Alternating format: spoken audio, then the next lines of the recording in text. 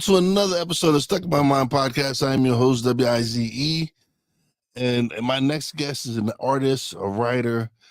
I'm really excited to have her on the show. Welcome to the show, Heather Eck. Thank you so much. It's so nice to connect with you. Happy to see you. Pleasure's all mine. I'm really excited. I've never heard of what we're about to discuss, so it was something that I thought was very interesting. But tell us a little something about yourself. Yeah, so my name's Heather. I'm based out of Raleigh, North Carolina. I'm an artist, and I have something called synesthesia and clairsentience, and that basically means that my senses get crossed in my brain. So when I take in sound or smell or sight, I see color with it. So my mind's always sort of like categorizing different colors that I see and experience, and then I translate what I see into paintings that I call spirit portraits, or just abstract pieces that tell a story about what I'm feeling or sort of perceiving through people and experiences that I've had. Can you describe your first experience with synesthesia and how it influenced your path as an artist?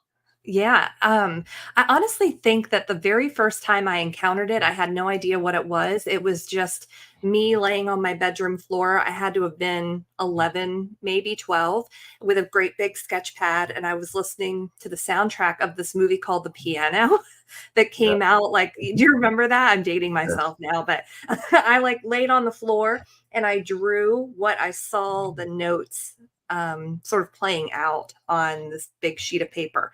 And so at the time, I didn't know what it was. I just knew that I always sort of had this choreography playing in my mind of what things look like, or shapes or colors, or even like dance moves. And that was probably the earliest. And then as I got a little older, then I started to experience it a bit more and then developed the vocabulary for it. That's been really helpful. So how do you interpret the specific shades of color associated with different emotions or experiences? Yeah, so that's a great question. I associate the colors that I see through something called the chakras. Are you familiar with those? Yes. Mhm. Okay, cool. So, the chakras, for people who don't know, are sort of the emotional, energetic, physical, spiritual centers of our bodies that sort of dictate or sort of tell us different things about ourselves, ranging from how strong or secure you feel up to how spiritual you feel, or how you sort of associate as a spirit and a human. And so my mind sort of categorizes through each of those chakra colors, and that sort of tells me where somebody dwells or what is happening in a space or something. And then I kind of interpret it that way. Okay. Awesome. So what inspired you to combine your synesthetic abilities with your artistic practice? Yeah, I know it's a tough word to say. I started seeing color around people when I was in my corporate job as an HR manager. And at the time, I hadn't really started painting yet. I was just kind of in this place where I was trying to figure out what I wanted to do with my life. And I was working with a spiritual teacher, and we talked about how art had always been a part of my life growing up. And we talked about how, like, your gifts show up for you when you're young. And art showed up for me when I was very young. And so around that time, I started painting again, and kind of moving back into artwork again. And I started to kind of figure out that the color that I saw for someone was what I wanted to put on a canvas for them. And then I just kind of started playing around with, hey, would it be okay if I painted you? Or, hey, would it be okay if I told you what colors I saw for you? And then I started to kind of work my way through the process of sort of meditating on someone's energy, seeing what I saw for them, and then converting that into paint colors that I would put on canvas, and then tell them a story about what I saw for them based on what chakra I saw that they spent the most time in. So how do you determine the most healing color for an individual or a situation? Hmm. So if I notice that somebody's sort of dwelling in like this blue gray area, that for me is a color of grief. And so I'll kind of see, okay, well, I feel like they're sitting in grief. That might be affecting their heart. It might be affecting their throat, how they communicate or don't communicate how they're feeling, where they might be kind of spending time in that heart chakra where you're not getting as much energy or love or compassion. And so for someone like that, I might say, orange would be a great color for you because orange is going to be really uplifting and really healing. It's going to offer you energy and it's going to uplift your spirit a little bit. So, depending on what it is that somebody might be going through mentally, physically, emotionally, or spiritually, I'll kind of go, okay, well, here's the color that I think would be the most supportive for you. It's kind of like a prescription, it's like a prescriptive color in a way. Yeah. All right. So can I know you mentioned it before, but can you really explain how the chakra system influences your work? Yeah, for sure. So if I am sitting with somebody and meditating on their energy, I'll see two to three colors usually for where they're sort of in their chakras. And it could be physically, spiritually, emotionally, whatever it is. It sort of, I kind of will meditate on somebody's energy and keep a little sheet of paper next to me and write down what symbol or word or message am I seeing for them. And then I'll start a painting for them that will sort of enable me to intuitively read what's happening in the painting and what's happening with their colors. And so, for example, if I work with somebody and I see that they are really stuck in their root chakra, I see red for them. That to me sort of tells me they might be struggling with their sense of survival, not necessarily maybe from a physical perspective, but maybe they've undergone some issues with money recently, or they're challenged by losing their job or they're going through a divorce or whatever it is, then that color will come through as red. And then I'll work on their painting and kind of tell them a little bit about what they can do to sort of bolster or heal through using a complementary color or another color that will help support their sense of stability, safety, and connection to a higher power. Okay. So what spiritual beliefs or practices inform your artistic process? Yeah, I'm a really spiritual person. I've always been that way. I've never been a religious person at all, but I Yeah. was always that like like oh, I was kind of like a hippie kid. You know, my parents always said that I was born at the wrong time. I should have been born Yeah. like in the I should have been like the flower child. So I've always just been really spiritual and I've always just sort of felt like there's more to this life than what we see or what we can understand of it. And so it hasn't really been connected to any one particular thing, but I believe in God. I believe in a higher power. I, study the Bible and I like to kind of be able to participate in understanding and studying biblical text, but also sort of dabbling in this place of chakras and spirituality and color and crystals. And so I sort of meld the two together in a way that supports sort of what I believe and how I get to interact with people. And I also am just one of those like unstoptimistically positive people, like just I want to be positive and I want to help people be positive and I want to help people understand, there's more to life, that they're here for a purpose and to help them sort of move their way through that. And you're absolutely right. When for me, it's when I discovered podcasting. When I started podcasting in 2020, I discovered my voice. I discovered my purpose. It was like I did. I was 40, 43, 44. Didn't know what my purpose in life was. Didn't have an idea. And then we get the pandemic hits. Get furloughed from work. I'm home, and I'm wanting something to do to what can I do to combat all this negative energy that was going on at the time. You had the elections which were very horrible, like the energy from the elections were horrible.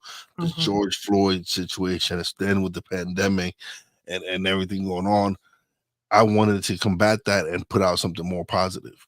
I wanted Yeah. to, I wanted to have conversations with people and have them talk about their experiences and what they're going through in life and how they're overcoming these obstacles and stuff like that. So Stuck in My Mind was born, and I spoke to all to people from everywhere. actors, close friends of mine, artists, everyone, and so in having those conversations, it was like, okay, this is what I want. Especially when people started responding, when people started sending me messages telling me, "Hey, keep doing what you're doing.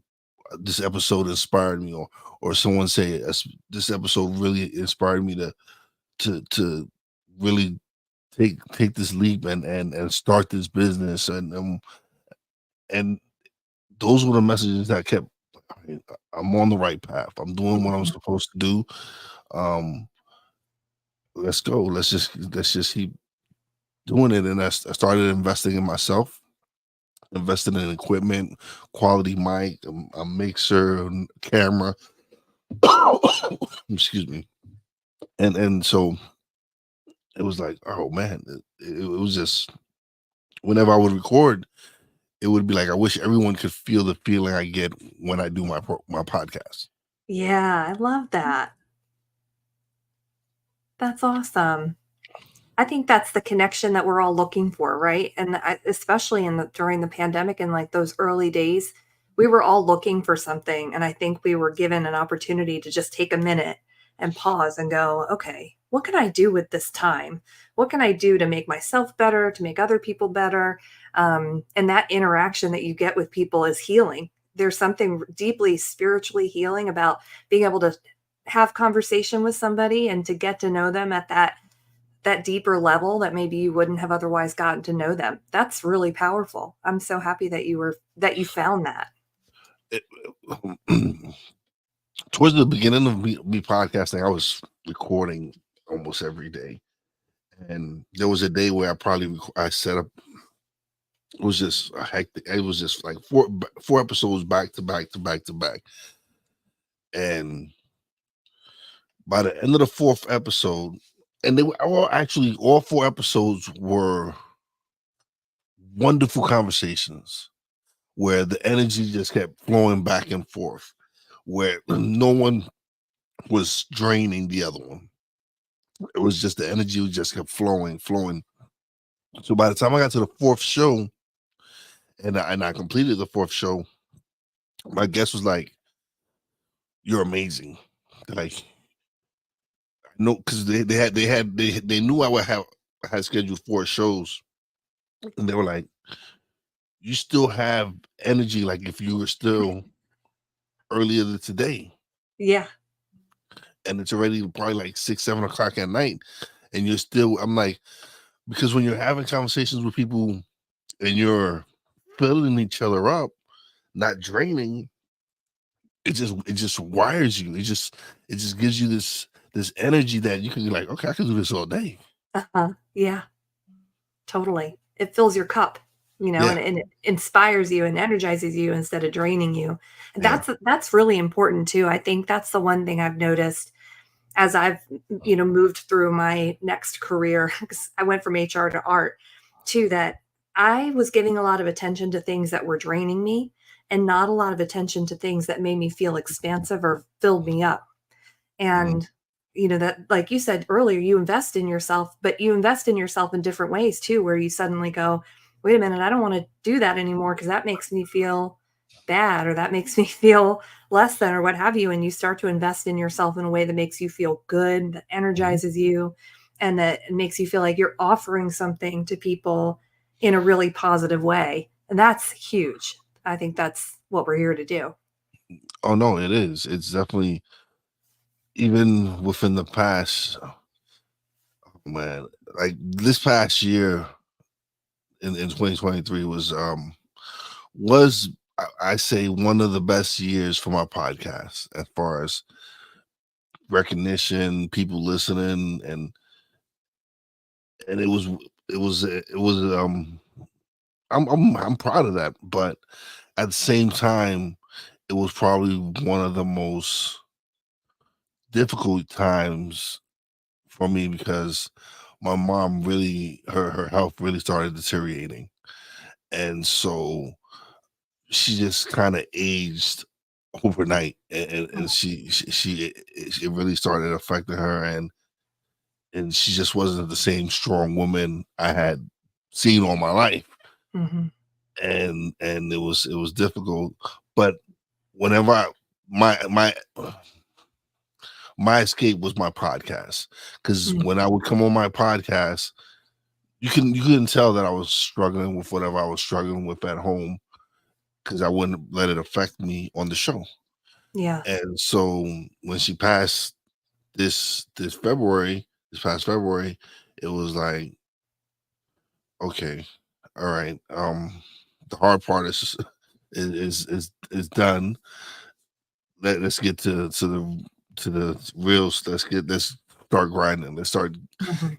taking this to the next level, because we took it to a level, going through all the stuff we were going through. So imagine now, I no longer have that pain and that burden on top of me, because now she's at peace, and yes, I miss her, and she's no longer here, but she's always around me. Yeah. I feel her and sense her all the time. And Oh, so now it's like we we we we did something we did something amazing going through what we was going now. So imagine now we're not going through that. Where can we take this to? Where's the next level for this podcast, or for yeah. whatever I'm doing? Wow. Thank you for sharing that. I'm sorry about your mom. And it sounds like, you were being prepared for something, right? I think when we go through those difficult times, we're being prepared for something that we're meant to be able to do for other people or help other people or sort of model. Yeah. I can't wait to see what you do now this year, given everything that you've been through. So can you share a particular memorable or impactful healing experience through your art? Sure, yeah. When I first started painting, I was still working full time in HR, and I was sort of dabbling in art in the very early mornings before I went into the office, or at night. And then I would take some time off now and again to just be in the studio. At the time, was in my garage, and I had taken the day off, and I was just painting in the studio, and I was having a great day. And I was thinking about my friend who and I started to kind of get colors for her, and I started to work on a piece for her. And not like just as I had finished it, she pulled up in front of my house. And I had been crying because there was something about her piece that made me feel really emotional. And she pulled up and she goes, I don't know why, but on my way over here, I just started crying and I felt really emotional. And I was like, oh my gosh, I think I know what it is. And I was able to share her painting with her right then and there. And we talked about the colors that came through and what the messages were that came through. And this was still very early on. So I'm still trying to kind of figure out, like, what does this mean? And what is this color is about this? Does that mean anything to you, etc.? But that was really healing for her, I think, because she was able to acknowledge something really difficult that she'd gone through that was showing up in her painting.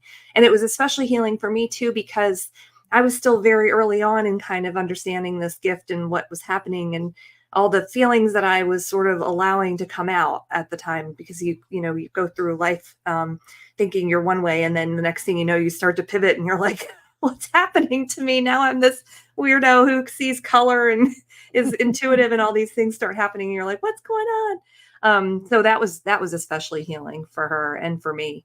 And it's one of those things that stays with me a lot when I think about the work that I'm doing. Yeah, it's especially when you can impact a friend's life, where it's amazing. Just like you said, I'm a spiritual person. I'm not a religious person. I believe in energy. I believe things supposed to happen when they happen. Like there's some Mhm. times where I won't.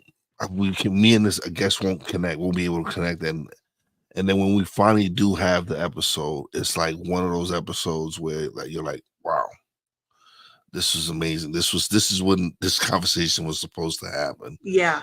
Yeah. I love those synchronicities. I think those are the best things ever when especially if you are a spiritual person and you kind of move through life going, well, I don't have any control over anything. So if it doesn't work out today, it's meant to work out another time. And you kind of just go with the flow. It makes it that much better when it actually does come together and you go, oh, now I get it. That's why this had to wait for 3 weeks or 3 months or whatever it is. Yeah.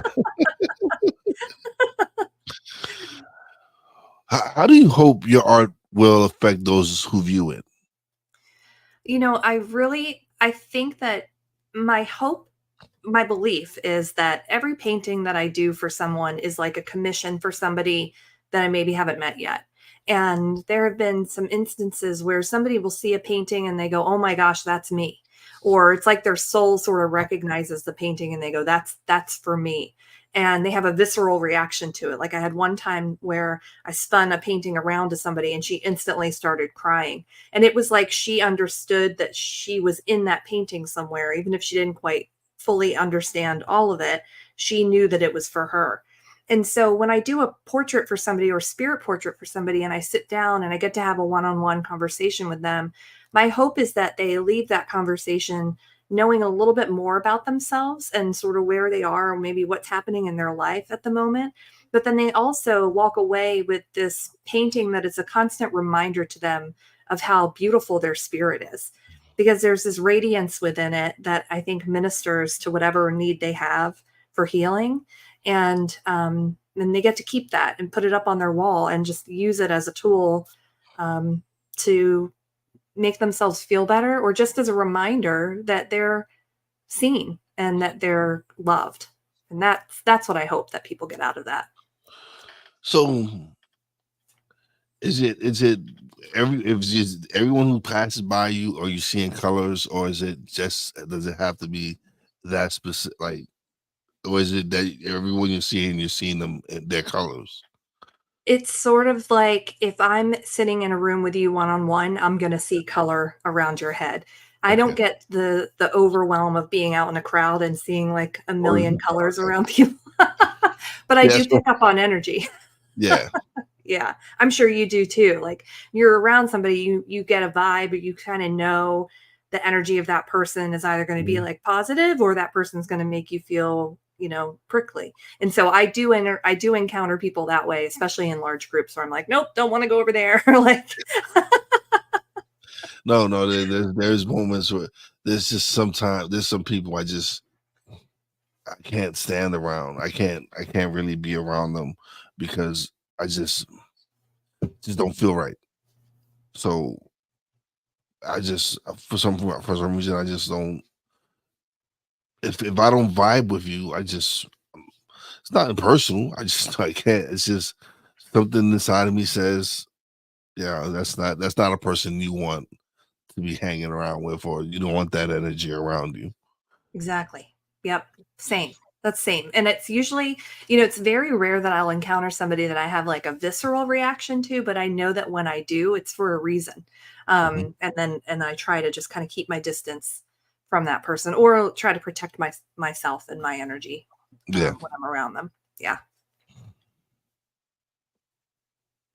So how has your understanding of color and emotion evolved over time? Yeah, a lot. When I first started painting, it was very much like, here's the color that I see, boom, and then here's the painting for them. And so since that was probably 2015, 2016 when I started doing those portraits for people, and since then, now it's sort of become a like a disciplined approach to reading somebody. So now I'll sit down and meditate on somebody's energy and go, okay, here are the colors I see, but let's take it a step further. What does that mean? Or if I'm reading somebody's chakras, then I'll kind of go, okay, what's the symbol that I see there? What does this mean? And then putting the whole thing together, what's the whole experience telling me about this person? So for example, if I see like a goldfish in somebody's third eye, that might tell me that that person's sort of working through some sort of identity issue where they're thinking about themselves in a new way, but they're also trying to kind of understand how to go with the flow about something. So it's very symbolic, and I associate that color and that symbol with something related to the chakras, where I know that the color is telling me something about the chakra. They don't always align. So again, I might see yellow in your third eye, which might tell me something about how you see yourself or how you want to see yourself. And so things like that have gotten more in depth, and I've gotten better at being able to put the story together for somebody to go, here's what might be happening for you. And to kind of help them understand that situation too. It's interesting. Oh no, it is very interesting. And how do people usually react to this? Like how do they are especially so say someone you just for some reason you just picked it up on them and you're like, oh man, I gotta really have you ever had that moment where you're like something's telling me I have to let this person know? Like Yeah. Yeah. I've had situations where sometimes people are super duper receptive and open, and they go, yep, that makes total sense for me. And I'll show them their painting and they'll have that reaction of, oh my gosh, wow, I wasn't, I didn't know what to expect. And then you show me this painting and I love it. I can't wait to get it. Or they'll tell me, I see this in there. And I'm like, yeah, that's right. Or I see it a little differently. Or so we'll kind of talk about it. And that one-on-one conversation is so helpful. And I've had people cry. We've talked about some challenging things sometimes. We've talked about illness. We've talked about being able to confront trauma that's happened earlier on in life. We've talked about the ability to use our voices in some way to help yourself or someone else. We've talked about broken hearts. We've talked about divorce. We talk about a lot of different things, depending on what comes through. And I always try to leave people feeling uplifted and loved in that conversation. Because sometimes, just like in a coaching conversation, you might encounter things that are difficult, but leaving them feeling happy and supported and seen is really what I'm going for.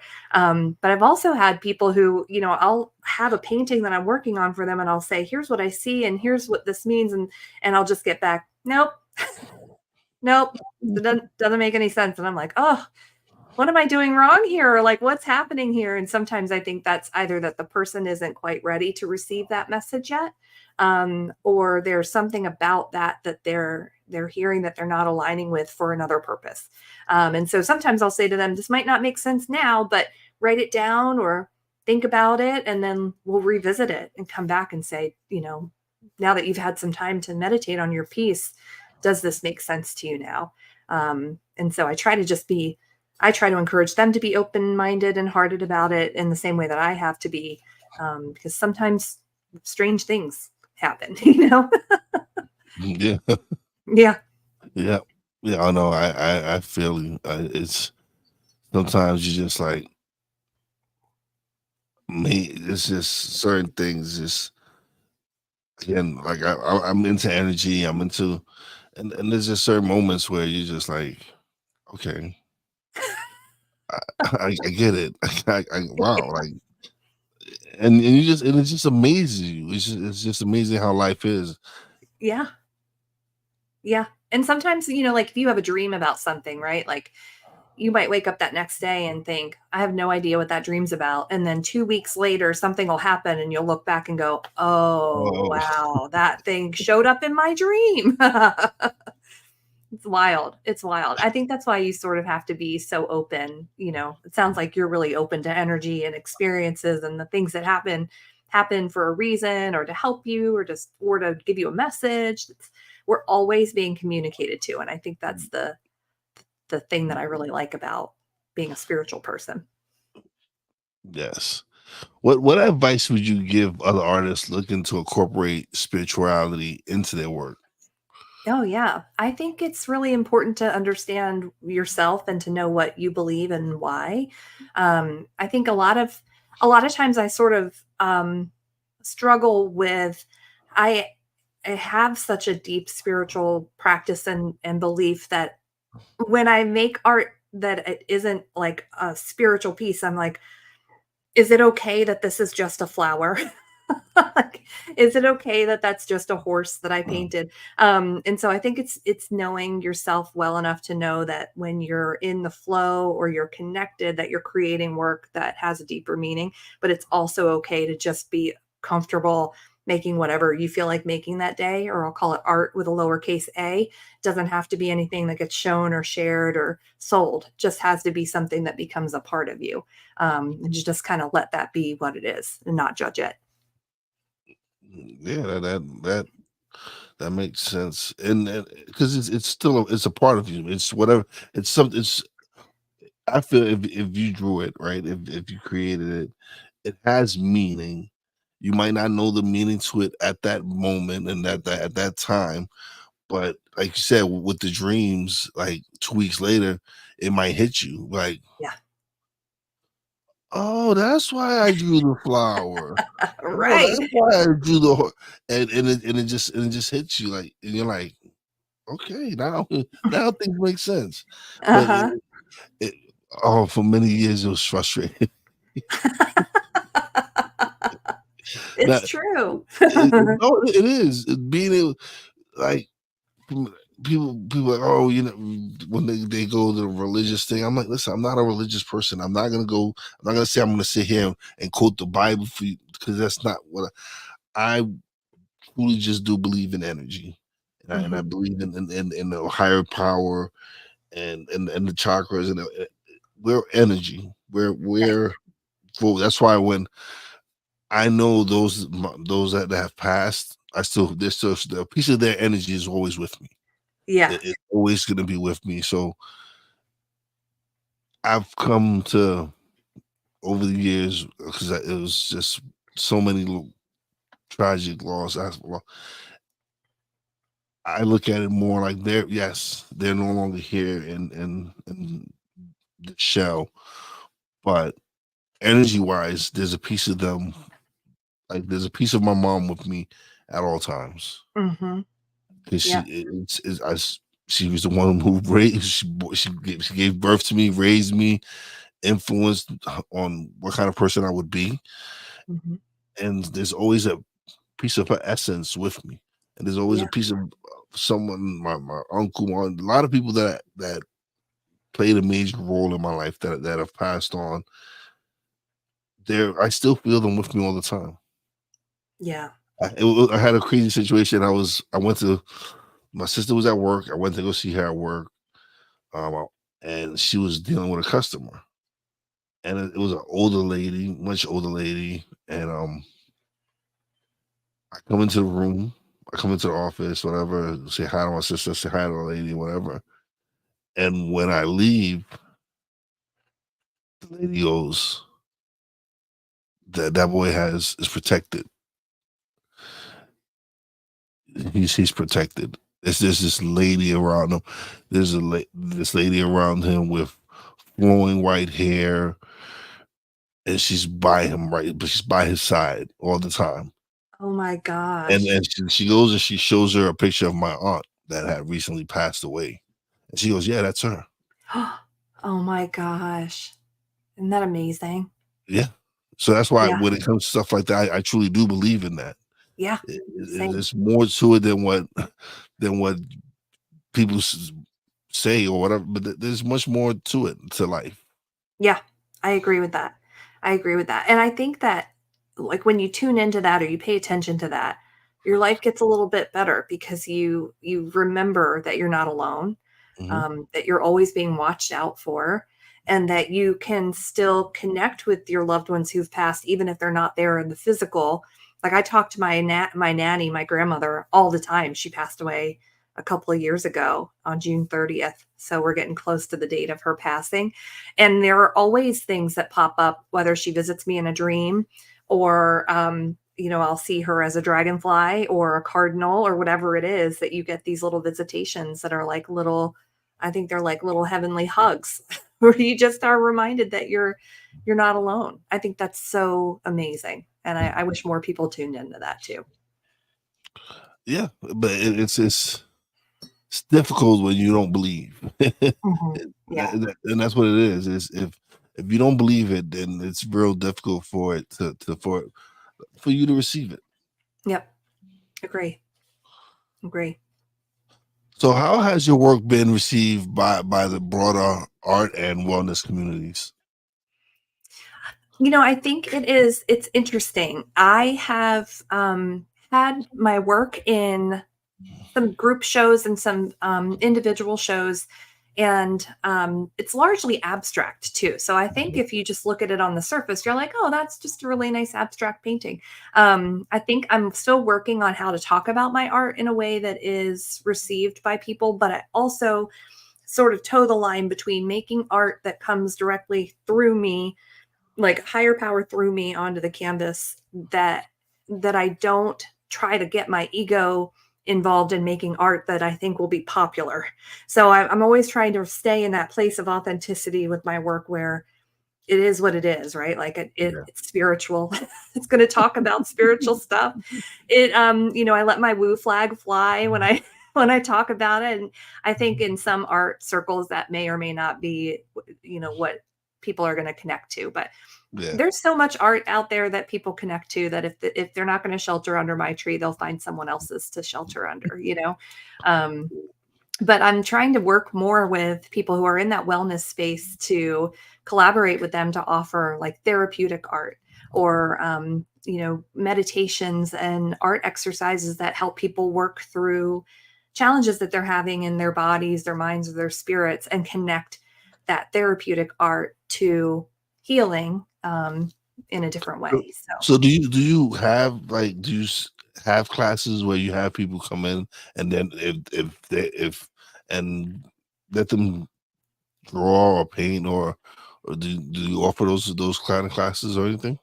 yeah, I do. I do a once a month class called Colorize Your Life, where we focus on one chakra and one color each month to kind of work through, like, let's meditate on your sacral chakra. Let's figure out what's trying to come through there and do an art or journaling exercise that helps them understand themselves a little bit more. And those are fun, right? Because I think anytime we allow ourselves to play with our hands, either through writing or painting or clay or podcast, whatever it is, when you sort of get your mind out of the way and you get to sort of play with something, you relax and your Mhm. cortisol levels go down and you feel more free. So I love to help people find things like that to do. No, yeah, absolutely. For me. This here is free for me to be Yeah. able to talk on the podcast honestly, I don't come from a world of media. I'm a table game supervisor at a casino. I, I'm not a. I wasn't on radio. I wasn't on. I didn't do this for a living. And but to find out that I have a voice that that I would fall in love with doing this to being like I'm like if I impact one person's life, I'm doing what I'm supposed to do. Yeah. And I've been able to impact quite a few lives. I've been like receiving those messages from people where and they'll tell you the specific episode and what part of the episode they're like this part and I'm like wow, I didn't even Yeah. remember that part. And they'll break it down and it's those moments that you're like, all right, let me keep doing this. This just feels right to me. Yeah. To me, this isn't work. When I do my podcast, it is not work. I have such Hmm. a great time. I have so much fun doing this, and, Yeah. and I just can having tell. and just having these conversations and having people come share their stories. And the amazing thing is, like the beginning of the course, when you start anything, it's you're not going to be too good at it, especially if it's not something you've done professionally. But with time, you improve. Hmm. And with each episode, I'm improving. And honestly, the last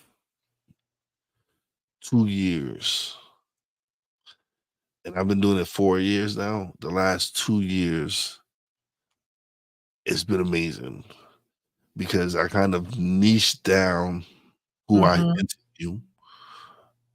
So now I focus more on entrepreneur, coaches, artists, writers, and I kind of just niched it down to because before I was talking to everybody.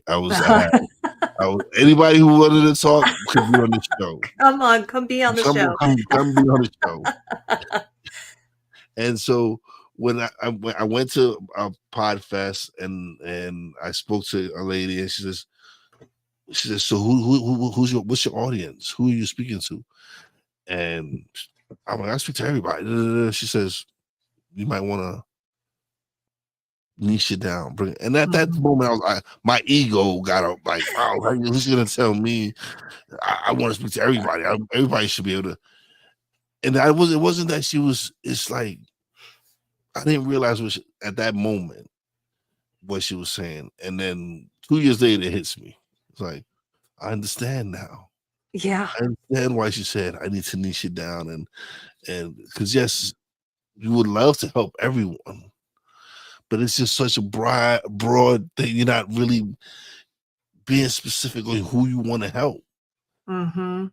And everyone is not, it's not the answer. So That's it's like, right. so without figuring out, like, all right, no, I want to help people with wanting to start their own business, or people who want to talk, who don't know about mentorship or coaches, or all right, so this is what I want to focus on.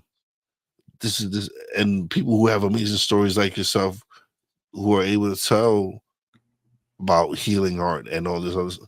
Because and last week I had someone, shout out to Craig Goldberg, and he deals with sound healing. Oh yeah. And then prior to that, a few months ago, I had two sisters on, two young ladies, 20-something years old, not probably a couple of hours from me, and they have a sound bath studio. And they're like, "Oh, you need to come down," and so I need to make that happen, because I really do need the healing of that sound bath, and so.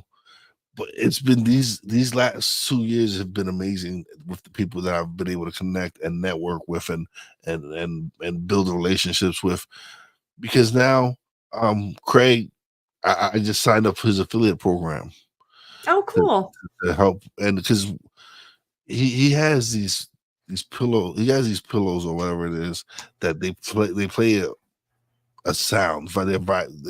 It's just, and it's healing, and he did, and I was like, man, that's amazing. I want to find out if there's somewhere, a studio that uses his equipment, so I can go check it out and see how I feel after I do it. So there's one not that far from me. I'm gonna check it out soon as well.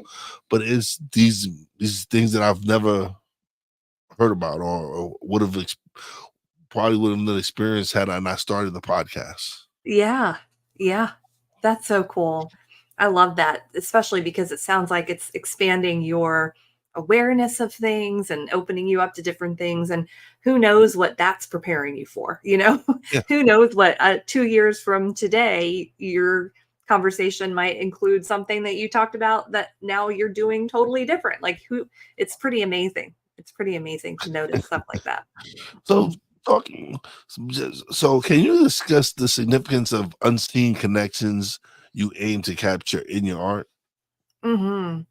I think that, like you said those unseen, right? The woman that you Yeah, encountered at your sister's work, like yeah, there's something uh, unseen there that she could tap into um, that maybe you weren't able to see in the moment, but you probably felt it, right? Like I think we all are gifted in different ways spiritually yeah, in what we can see or feel or know.